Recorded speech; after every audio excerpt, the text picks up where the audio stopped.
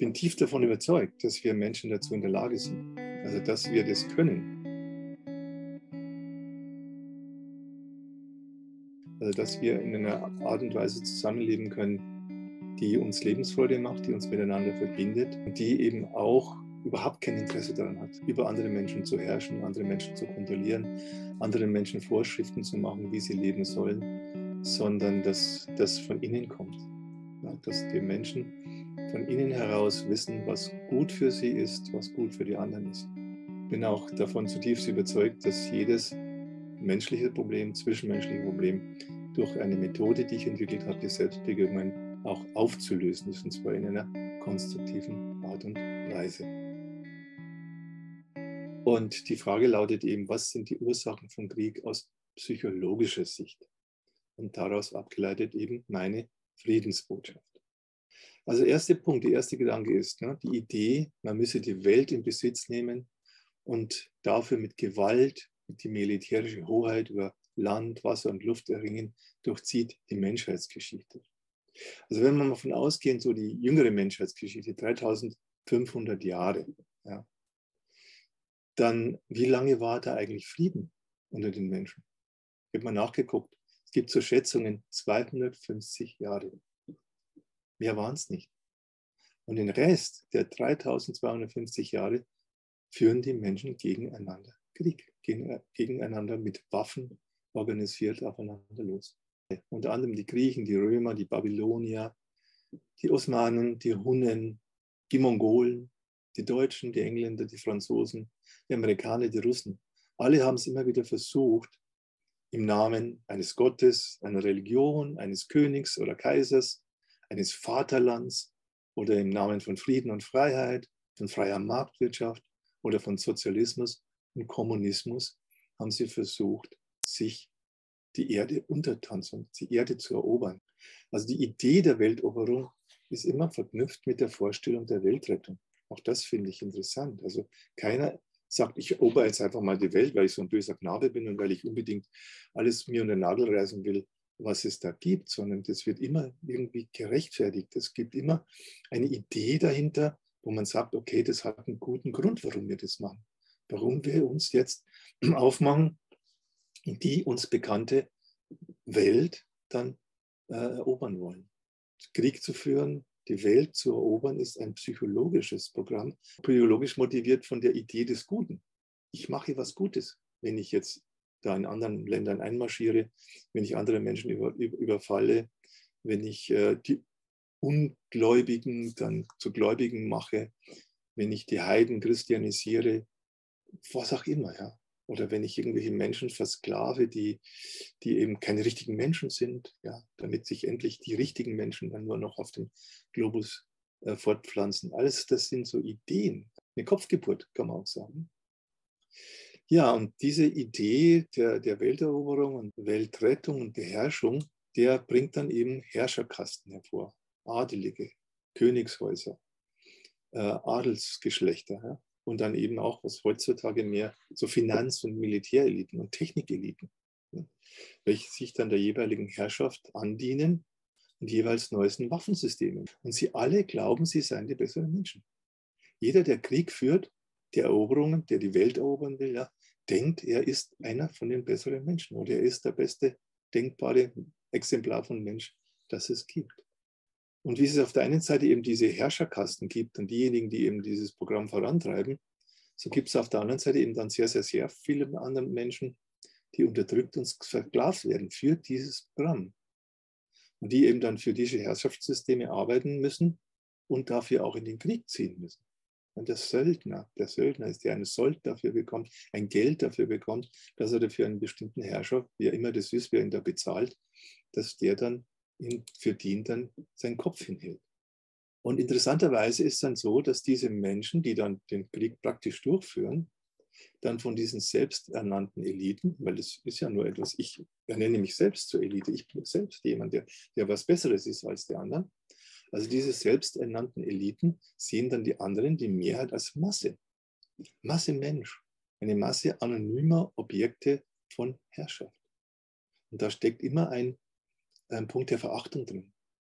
Ich bin besser als die anderen sind minderwertig, die sind unintelligent, die sind eben, haben die falsch, was auch immer, die haben die falsche Hautfarbe, die haben das falsche Geschlecht, was immer, wo immer man dann ein Kriterium hernehmen kann, um zu sagen, ich bin der Bessere und der andere ist der Minderwertige. Und dieses Programm, ja, dieser Welteroberung, führt eben leider auch dazu, dass nicht nur die Menschen sich gegenseitig zerstören und kaputt machen und töten und schwer verletzen, sondern die gesamte lebendige Natur wird dadurch in Mitleidenschaft gezogen. Also durch solche Ideologien und Praktiken der Welteroberung wird die lebendige, auf dieser Erde vorhandene lebendige Natur immer mehr zerstört. Die Artenvielfalt sich reduziert. Und wenn ich jetzt mal konkret auf die Jetztzeit gehe, so sehe ich eben 2 Weltkriegsebenen.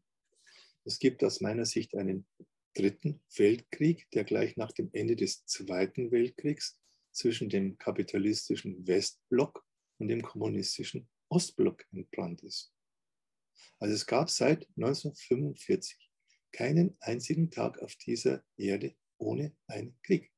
Und diese Kriege und dieser Krieg um die Weltherrschaft, ne, zwischen eben diesem kapitalistischen Westblock und dem kommunistischen Ostblock, der hat nur deswegen nicht bislang dazu geführt, dass die direkt aufeinander losgehen, diese beiden Kontrahenten, weil beide die Atombomben besitzen.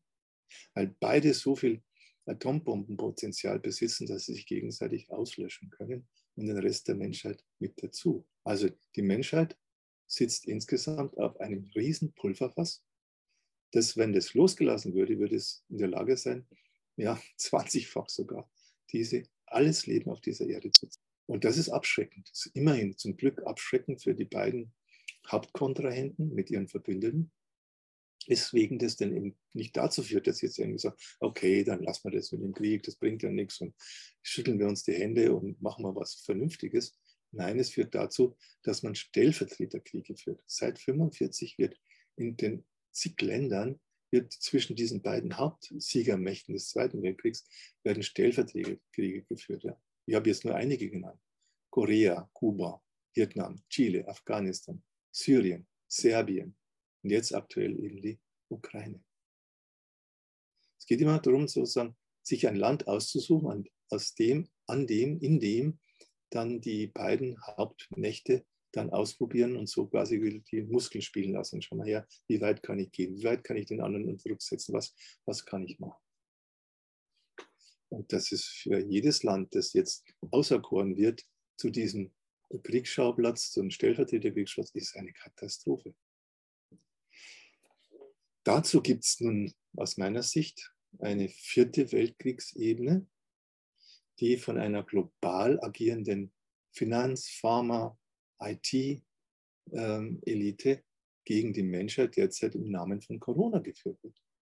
Und diese Elite sieht das Heil von uns Menschen in der Auflösung der Nationalstaaten. Aber hier haben wir dann die Idee, man müsste alle diese Nationalstaaten auflösen und die Kontrolle aller unserer menschlichen Bedürfnisse müsste einer Wissenschaftselite unterworfen werden, wo dann vermeintliche Experten, die sich dann natürlich selber als Experten definieren oder als Experten dann nach vorne geschoben werden, dass diese vermeintlichen Experten dann uns sagen, wie wir zu leben haben und die uns dann so mit ihrem Wissen, was sie so haben, ihrem nanotechnologischen Wissen, ihrem IT-Wissen, ihrem pharmakologischen Wissen, ihrem genetischen Wissen, dass die uns dann alle zu transhumanen Wesen verwandeln, eben unter anderem mit den Mitteln der Gentechnik.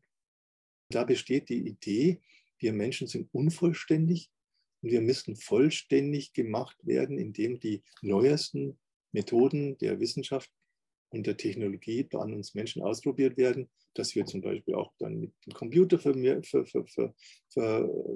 werden, ja, dass wir quasi angeschlossen sind über Chips und so, direkt mit irgendwelchen Computern, die uns dann sozusagen sagen, was richtig ist, wie wir uns richtig verhalten sollen. Ja?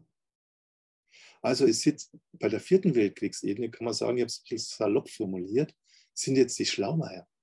Jetzt sind sie die meinen, die sind besonders schlau. Ja? Also nicht die Krieger, die sagen, oh, hier mal los und in den Krieg und so und drauf auf den Feind und den machen wir jetzt mal platt. sondern es sind so gewisse Schlaumeier, ja, so Nerds, wie man sagen würde, Computer-Nerds, die sich irgendwas ausdenken oder irgendwelche Forscher in irgendwelchen Labors, die irgendwas erfunden haben. Und die meinen jetzt so, wenn sie das Sagen hätten, dann könnten sie quasi gewaltlos die Welt erobern. Ja, mit ihrer Expertise, mit ihrem technokratischen Wissen, wie man was auch dann kontrolliert, wie man die Menschen überwacht und so, ja, mit ihren ganzen IT-Möglichkeiten und so, haben sie die Idee, hier so könnte man quasi die Welt erobern und damit auch retten.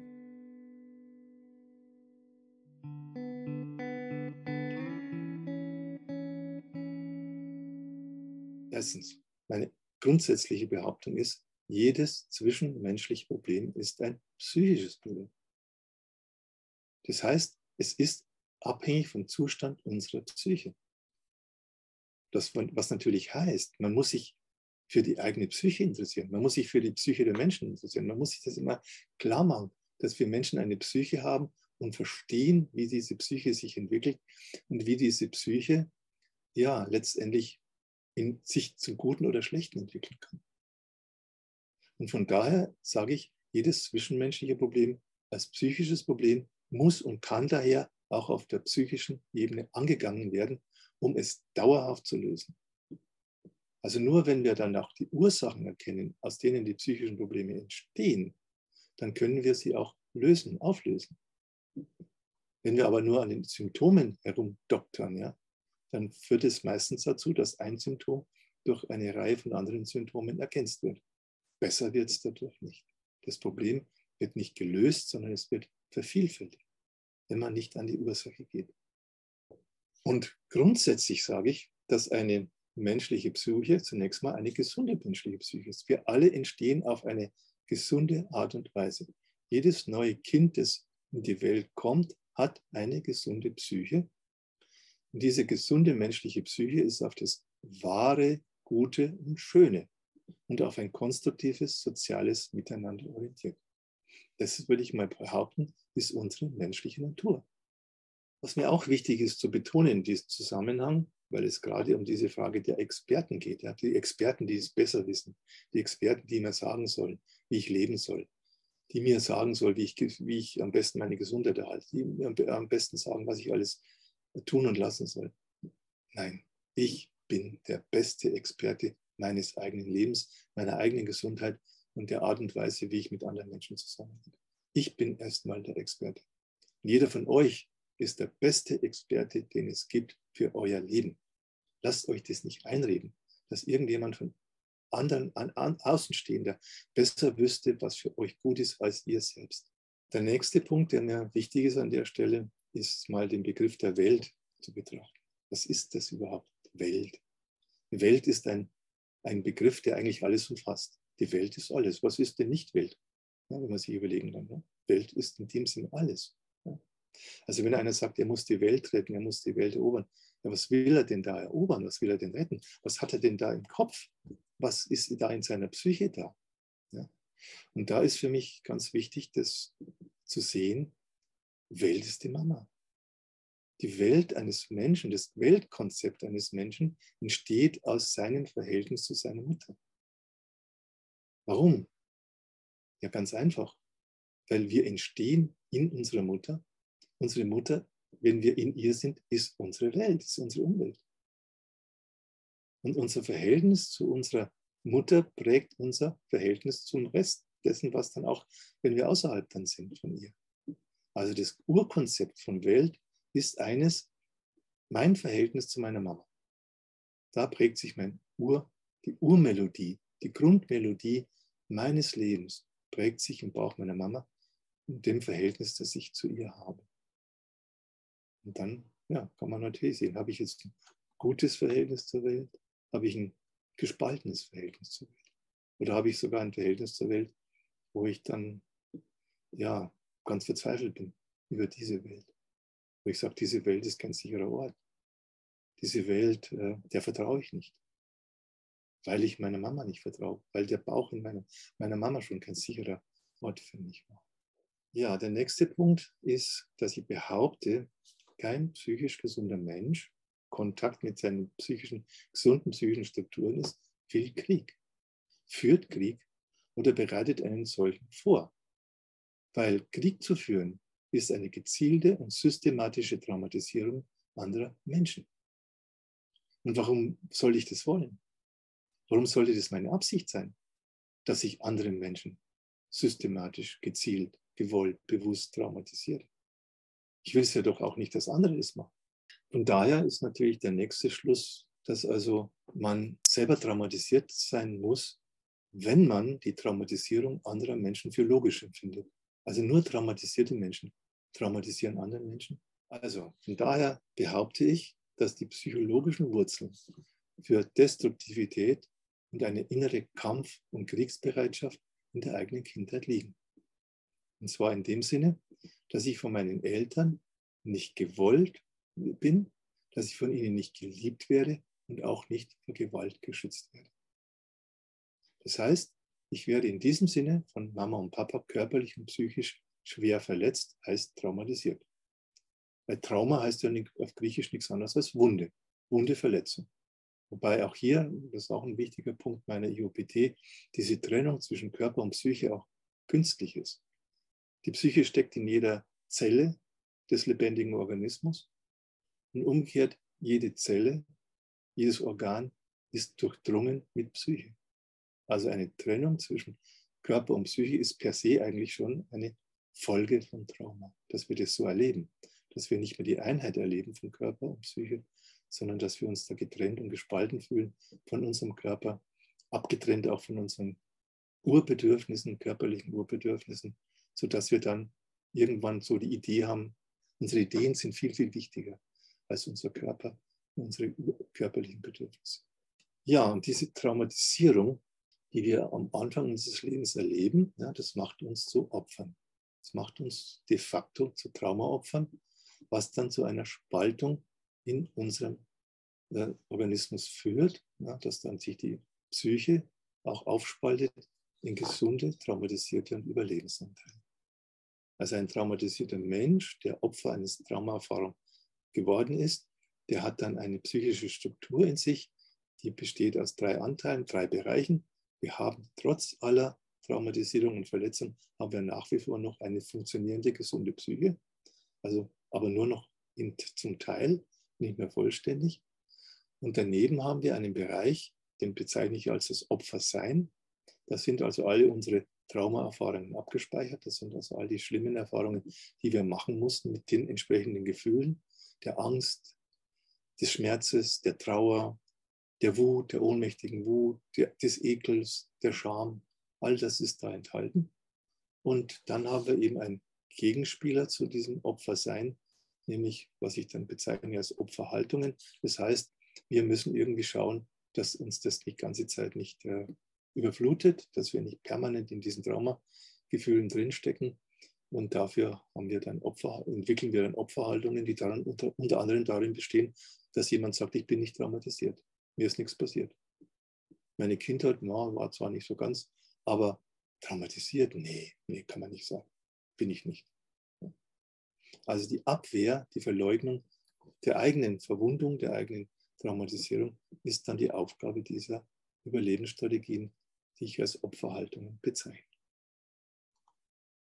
Und das hat Folgen. So führt eben dazu, dass wir unsere abgespaltenen kindlichen Todesängste, die ihren Ursprung oft in der eigenen Mama haben oder im eigenen Papa, dass wir dann das weg von unseren Eltern auf etwas Äußeres verlagern, nach außen verlagern. Wichtig ist zu wissen, dass alles geschieht unbewusst. Es ist uns nicht klar. Deswegen ist es auch nicht so einfach zu sagen, ja gut, ihr Menschen nehmt mal eure Psyche ernst und so. So einfach ist es auch wieder nicht. Ja? Das ist nur der erste Schritt. Die Psyche ernst zu nehmen, ist der erste Schritt. Und das nächste ist natürlich, in die Erforschung zu gehen, in die Auseinandersetzung zu gehen und eben herauszufinden, dass ganz, ganz vieles, was in uns abläuft, unbewusst geschieht. Und dass wir dann uns auch bemühen müssen und Methoden finden müssen, um dieses Unbewusste aufzudecken, in uns aufzudecken, uns dessen bewusst zu werden, was da alles in uns ist und was da alles in uns abläuft. Der nächste Punkt, den ich hier hervorheben möchte, ist, dass jeder, der kämpft, der im Außen kämpft, gegen etwas kämpft, für etwas kämpft, für Gerechtigkeit kämpft, für das Vaterland kämpft, dafür kämpft, dass er endlich der mächtigste und reichste Mensch auf der Welt ist. Ja? Eigentlich kämpft er um die Liebe seiner Eltern. Deswegen macht er Karriere, deswegen meint er muss dann Präsident werden, deswegen meint er muss dann eine leitende Funktion haben, ja? Weil er will von seinem Papa gesehen werden. Der will endlich, dass dieser Papa aufhört, ihn zu demütigen, zu erniedrigen, ihn für als nichts zu verachten. Ne? Donald Trump ist auch so ein Beispiel. Ne? Auch von seinem Vater zutiefst verachtet. Und dann wollte er sagen, ich zeig's meinem Papa. Ich werde mehr Immobilien besitzen als er. Ich werde mehr Einfluss haben als er. Ja, also dieser Kampf im Außen um Erfolg, um Macht, um Reichtum ist eigentlich immer ein Kampf um die Liebe der Eltern.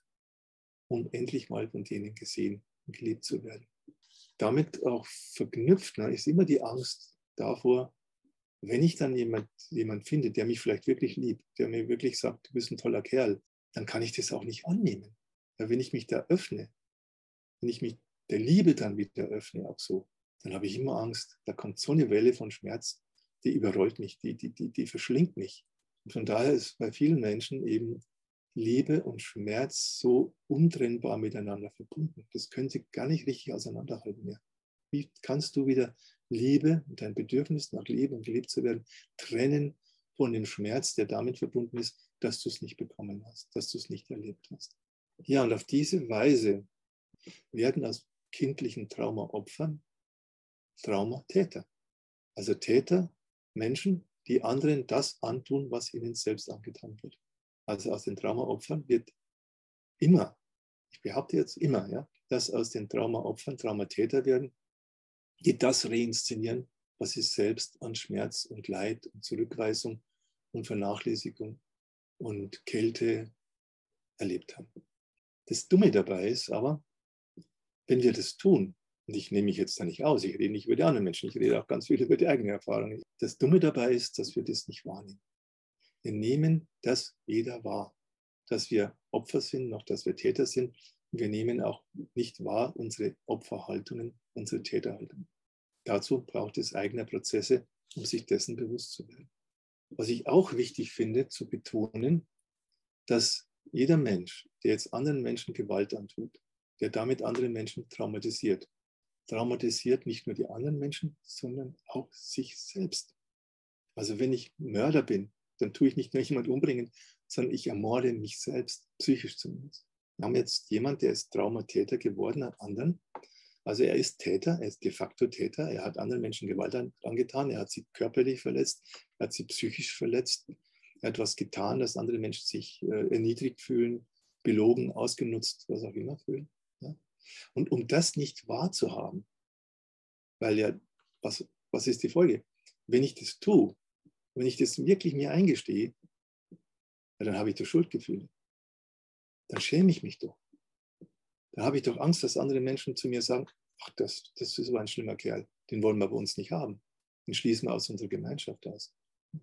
Also, weil diese eigene Täterschaft, ja, all diese unerträglichen Gefühle auf den Plan ruft von Scham und Schuldgefühlen und Angst vor sozialer Ächtung, brauchen wir auch hier dann die Täterhaltung.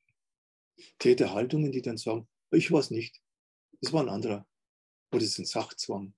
Oder so schlimm war es auch wieder nicht. Wo gehobelt wird, da fallen Späne. Oder eben die Rechtfertigung, ja, da muss man halt einmarschieren. Natürlich werden da Leute sterben, natürlich werden da Leute umgebracht werden, natürlich werden da sogenannte Kollateralschäden dabei entstehen, wenn man also dann versucht, die Militäranlagen zu bombardieren und gleichzeitig wird ein Krankenhaus damit in die Luft gejagt. Natürlich, das muss man aber in Kauf nehmen. Ne? Also das sind alles so Täterhaltungen, mit denen gerechtfertigt wird, dass ich ein Traumatäter bin. Ja, also so, dann lebt dann so ein Mensch so ein Paket. Ne? Also ich habe ein eigenes Opferpaket, bin Traumaopfer, habe meine Opferhaltungen daraus entwickelt.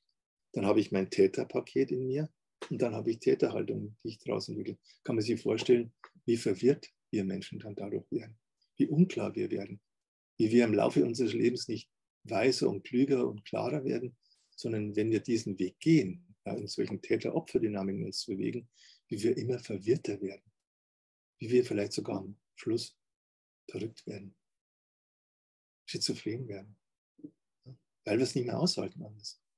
Spalten, spalten, spalten. Rechtfertigen, rechtfertigen, rechtfertigen. Immer weiter wegkommen von sich selbst. Also Krieg, und jetzt habe ich den Kriegsbegriff ein bisschen erweitert auch noch, der Krieg gegen die eigenen Kinder. Manche Eltern führen Krieg gegen die eigenen Kinder. In der Partnerschaft. Ja, in manchen Partnerschaft führt der eine Krieg gegen den anderen, bekämpft ihn mit allen Mitteln. Oder auch in der Wirtschaft, der Ökonomie, wo ein Chef Krieg führt gegen seine Mitarbeiter, gegen Angestellte. Oder im Staatswesen, wo Politiker Krieg gegen Bürger führen. Oder eben gegen andere Regierungen. Also ihr seht, ich habe einen weiteren Begriff von Krieg hier auch verwendet. Also Krieg kann nur abgespalten von den eigenen gesunden Bedürfnissen und Gefühlen mit falschen Argumenten, mit Lügen und Propaganda gerechtfertigt werden. Es gibt keine guten Gründe und keine guten Argumente für irgendeiner dieser Kriege.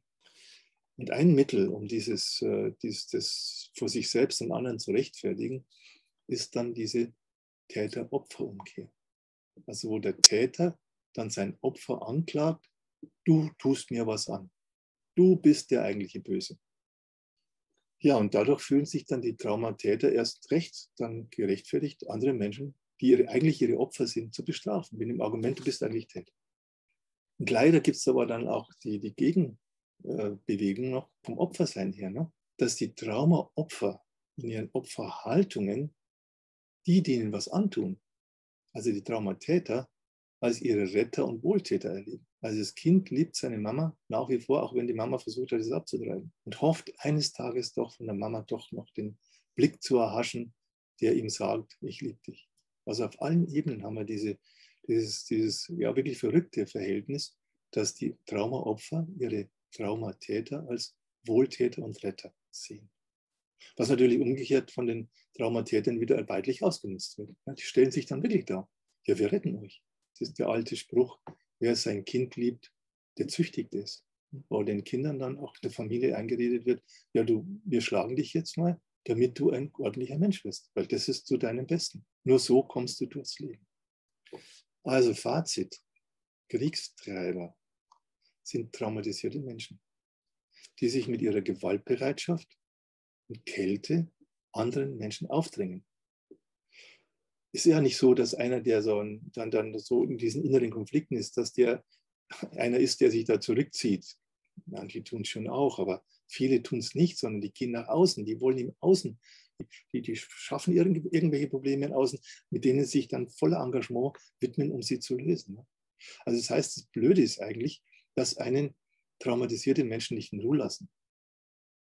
Dass man von traumatisierten Menschen oder von deren Anteilen, von deren traumatisierten Anteilen, von deren Täteropfern und Opferhaltungen nicht in Ruhe gelassen werden. Sie drängen sich dir auf. Sie drängen sich dir als Eltern auf, die drängen sich dir als Partner auf, die drängen sich dir als Chefs aus und sie drängen sich dir als Politiker auf. Die wollen, dass du ihr Täter-Opfer-Spiel mitspielst. Klar, wenn du abhängig bist, bist du am Haken. Und wenn du auch vielleicht noch dann da mitspielst, aufgrund deiner Opferhaltungen, dann bist du auch am Haken der Traumatäter. Und bist dann mit dabei und ergreifst Partei und definierst dann die Probleme, die dir aufgemacht werden, zu deinen eigenen Problemen. Obwohl du vielleicht von alleine gar nicht draufkommen würdest, dass du genau so ein Problem hast. Kriegstreiber, sie stellen sich in den Mittelpunkt. Alle müssen auf sie gucken. Alles muss ihnen gegeben werden. Alle gesellschaftlichen Ressourcen wollen sie für sich selbst haben. Mehr Waffen und noch mehr Menschen ins Militär und noch mehr Steuergelder ausgegeben für das, was sie für das Richtige finden. Und dann fühlen sie sich bedeutsam. Sie sind ja die Retter der Menschheit. Von ihnen hängt alles ab. Sie sind die Größten. Und alle anderen sind unbedeutend. Die großen Dinge, die passieren draußen auf den Schlachtfeldern, an den Börsen, in den Unternehmen. Da passiert es. Im Parlament, da passieren die großen Dinge. Ja, in dieser Ideologie leben drin. Und man muss auch sagen, sie nähern sich letztendlich, diese Menschen, in ihren Täterhaltungen, auch ihren Opferhaltungen, aber vor allen Dingen in Täterhaltung, die nähern sich von der Angst der Menschen und dem Leid ihrer Mitmenschen. Die brauchen das, dass andere da mitspielen. Die brauchen, dass andere dann abhängig sind von ihnen. Warum? Im Grunde sind sie selbst innerlich leer. Da ist nichts, wo sie einfach so zurückgreifen könnten in sich selber und sagen, ja, das bin ich, das will ich, das sind meine Bedürfnisse. Das haben sie alle so tief in sich vergraben, abgekapselt in sich selber. Und der Blick ist immer nach außen gerichtet. Natürlich als Ablenkung auch. Ablenkung vom eigenen Schmerz. Der Krieg ist ein Versuch, von der eigenen Einsamkeit abzulenken. Aber, auch das ist klar, Kriege zu führen, führt nicht aus der inneren Isolation heraus, sondern nur noch weiter hinein. Je weiter du auf dieser Machthierarchie, im Machtposten nach oben kommst, umso einsamer wirst du. Umso weniger Menschen hast du um dich herum, denen du vertrauen kannst. Also je mehr du diesen Weg gehst, je mehr du diesen Weg in die Macht gehst und in diese Täterhaltung hineingehst, umso einsamer und verlassener wirst du. Das heißt, als Traumatäter traumatisiere ich meine eigene Psyche immer noch weiter. Ich zerstöre und menschlich gilt damit nicht nur meine Feinde. Ja, schon im Begriff des Feinds ist ja schon diese Entmenschlichung enthalten. Jeder, der andere als Feinde definiert, ist eigentlich der größte Feind seiner selbst. Ja, also von daher ganz grundsätzlich gesagt, Gewalt löst keine Probleme, sondern Gewalt schafft fortwährend neue Probleme. Also das heißt, also Kriege schaffen keinen Frieden, sondern sie legen die Saat für weitere Kriege und die Eskalation von Gewalt. Und Gewalt ist eben sowohl diese physische Gewalt mit Waffen und mit Bomben und was auch immer, aber auch die psychische Gewalt. Auch wenn du jemanden psychisch vergewaltigst, ihn erniedrigst, ihn verhöhnst, ihn herabsetzt, ihn herabwürdigst, du schaffst damit kein Problem aus der Welt, sondern du schaffst nur weitere neue Probleme. Und was heißt das jetzt auch, wenn wir so einen Konflikt von außen beobachten? Jetzt auch hier. Soll ich da Partei ergreifen? Ich sage nein. Weder in der Familien- und Paarbeziehung noch in der politischen Ebene. Ja, warum soll man das nicht machen? Weil das heißt, in einem Konflikt zwischen Traumatätern und Traumaopfern, die ja miteinander verstrickt sind, da Partei zu ergreifen, heißt sich als vermeintlicher Retter in eine Täter-Opfer-Dynamik hineinziehen zu lassen, um Teil der Dynamik zu werden. Und damit verbesserst du nichts. So im Gegenteil, du wirst selber noch Teil des Ganzen und leidest dann auch darunter. Der nächste Punkt, was mir auch noch wichtig ist, dass aktuelle Kriege, die jetzt gerade geführt werden, nicht nur die Menschen traumatisieren, die gerade jetzt leben, sondern auch noch die, die noch gar nicht geboren sind. 3 bis 4 Generationen nach einem solchen Kriegsereignis leiden die Kinder, die Enkelkinder, Urenkelkinder noch unter den Folgen, dass ihre Eltern in einem Krieg traumatisiert werden. Traumatisierte Eltern nicht zur Verfügung stehen emotional für ihre Kinder. Können sie nicht. Und für mich sind eben die Kriege der Ausdruck der Destruktionsdynamik. Also Gewalt schafft Unrecht, schafft mehr abstrakten Reichtum und schafft mehr Unwahrheit. Weil Ideologie ist Unwahrheit. Während umgekehrt die konstruktive Dynamik lauten würde, da lautet, Wahrheit ist Gerechtigkeit, ist Recht, ist Frieden und ist konkreter Reichtum. Das heißt ja immer, das erste Opfer des Krieges ist die Wahrheit. Und umgekehrt, die Wahrheit ist die Basis des Friedens, die Basis des Wohlstands. Und zwar für alle. Da gibt es tatsächlich so etwas wie das Allgemeinwohl. Wenn in der destruktiven Dynamik die Masse der Menschen leidet und eine kleine Elite von Mächtigen und Reichen, die werden immer reicher. Nach außen erscheinen sie als die Gewinner, aber innerlich sind sie genauso leer, tot, depressiv, süchtig, selbstzerstörerisch, wie viele andere auch, die eben unter diesen ganzen Verhältnissen zu leiden haben. Was ist das Fazit daraus? Der Frieden beginnt im eigenen Herzen. Nicht irgendwo da draußen, wo ein Waffenstillstand geschlossen wird. Und dieser Frieden ist ein Gefühl des Wohlwollens und des Daseins und der Liebe für sich selbst. Ich liebe mich. Ich bin für mich da. Ich stehe auf meiner Seite. Ich stehe zu meinen Bedürfnissen. Ich stehe zu meiner gesunden Psyche. Und das heißt eben auch, wer wirklich Frieden will, muss mit sich selbst ins Reine kommen und seine kindlichen Traumata, symbiotischen Verstrickungen und Abhängigkeiten aufarbeiten. Und ich behaupte jetzt, aufgrund meiner 30-jährigen Therapieerfahrung, der Arbeit mit Tausenden von Menschen weltweit, behaupte ich, dass jedes zwischenmenschliche Problem, und mag es uns zunächst mal noch so groß und riesig erscheinen, unlösbar erscheint. Es ist mit einer Haltung des gegenseitigen, liebevollen Wohlwollens zu lösen.